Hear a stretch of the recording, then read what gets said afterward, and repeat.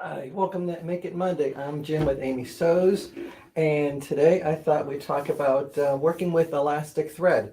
And actually, inspiration for this was my daughter because she came home with an outfit she bought that had elastic in the front of it. And I'm just going to move over here to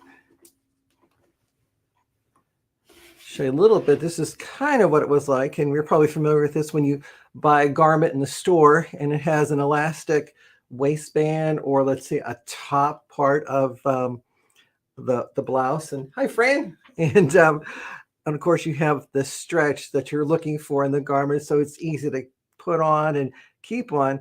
And if you check online, there's lots of videos out there on how to work with it. And primarily, they have you working with what's called elastic thread. It comes on a spool like this, and it's kind of thin and very stretchy when you first play with it. And it's a little tricky if you haven't used it before, because what you have to do is first take a bobbin and you're going to hand wind the bobbin. And you can see on my tail's a little phrase. So you want to clip it, get a clean cut, and then you feed it from inside the bobbin here. So you're going to bring the thread through here and then have it come out the other end so that it will stay on the bobbin as you then go and hand wind it, which means you'll be there for a few minutes winding it like that. And of course, you don't want to stretch it. You want to keep it in its relaxed state and fully wind as well as you can. And like I said, there's a lot of videos out there that you can go ahead and watch where they have you drop it in and put it through the tension and then you sew. And you can see this is one sample that I did with this very thread. And the only difference is that it didn't have the gathers like on some of the garments I've seen in stores. And the reason for that is the fabric and the elastic.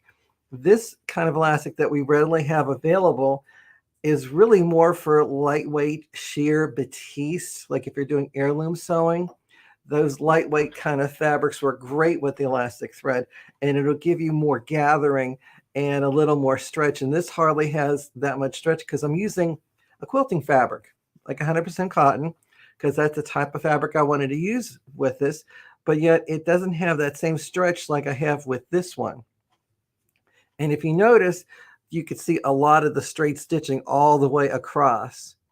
Where on this sample, you hardly see any stitching at all. It's like a blind stitch that put it on. So it's something that I kind of came up with to play with. And what I did was instead of using that thin elastic thread, I went and got elastic cord. And this is the smallest I could find. And what I liked about it is there's a lot of stretch with it and it pulls it back really, really well. And with this technique, you can actually make your gathering adjustable, which you can't with the elastic thread, because once you sew it in, that's it. And when you're working with this one, to prep your fabric, you would take your fabric and then draw your lines for all the rows of stitching on the right side. Select a straight stitch, and then you'll sew down the length of the fabric. And then when you choose to do another row, you basically have to pull it so that you can get it as straight as you can, and then sew the next row. And sometimes if you don't keep it as taut or as firm as you did before, the succeeding rows don't seem to have the same amount of gathering. It seems like a little too loose, like you would with the top, and it's a little too hard to adjust it because quite often this thread will snap. So, I mean, it's a great technique with the right fabric, but for this kind of fabric, I really wouldn't do this technique. I would use the cord elastic like I have set up. And what I would do with this is I would do the prep for it would be, instead of drawing all the lines on the right side or the outside of the fabric, I would instead draw all the lines on the inside. That way you don't see them on the outside of your garment. And I drew these about a half to 5/8 of an inch apart. And to make this invisible method, you basically would take the fabric and just finger fold it right along the drawn line. You don't have to go to the ironing board because you don't want to crease it. But I just want to temporarily fold it as a guide. The foot I'm going to use is my clear accessory foot. The reason I like this foot is that the underside has a little scoop cut out so the cord can travel underneath it. And when I go to sew, I'm using a zigzag stitch. I increased the width. On my machine, I went to like 3.8. So it's about half, maybe close to a quarter of an inch. And I'm going to hand turn the wheel right now. So I just have the left swing just go into the fabric just to hold it there for me. And then I take my corded elastic and I'm going to lay it right next to the side. And I'm going to leave maybe, an inch or two beyond. When you're doing the elastic thread technique, you quite often have to leave like 4 inches of thread. Otherwise, it could snap away from you. So this, you can leave it a little closer. And when you put the foot down, what I'm going to do is make sure I have it caught on both sides of the swing of the needle. Basically, the left swing goes into the fabric and the right swing goes into air. You don't want it to catch the elastic thread or cord. And the stitch length I increased to 2.4, so a little further. And one of the things that you could do with it is if you want some deeper fullness, you could try maybe lengthening your stitch length to get the stitches a little more further apart. If you want it a little tighter, of course, a little shorter, it's up to you. And you want to sew as comfortably as you feel to sew. It helps to breathe when you're sewing. And basically, I'm not sewing into the elastic. I'm just kind of catching it in a little thread casing.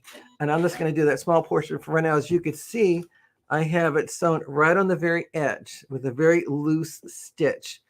Because when I pull it out, you can get it nice and flat like that. And you can see here the stitches just blend into the fabric. And then once I got all the rows done, like I have on this section right here, you can see there's several rows of that. What I would do then is I would then go ahead and shear it onto the elastic like that to get the amount of fullness I want. And I can gather it up if I want to, or have it a little lesser. But basically, as I work on this, I'm going to leave all the elastic loose. I don't want to pull anything up. So I would just have it all relaxed state like this, and I would just sew row after row after row.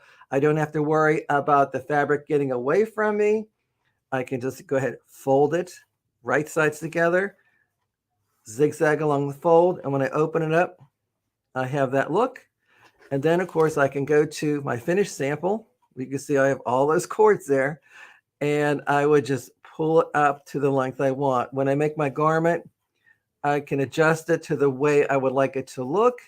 And then I would just go ahead and sew normally like you would do across the edges.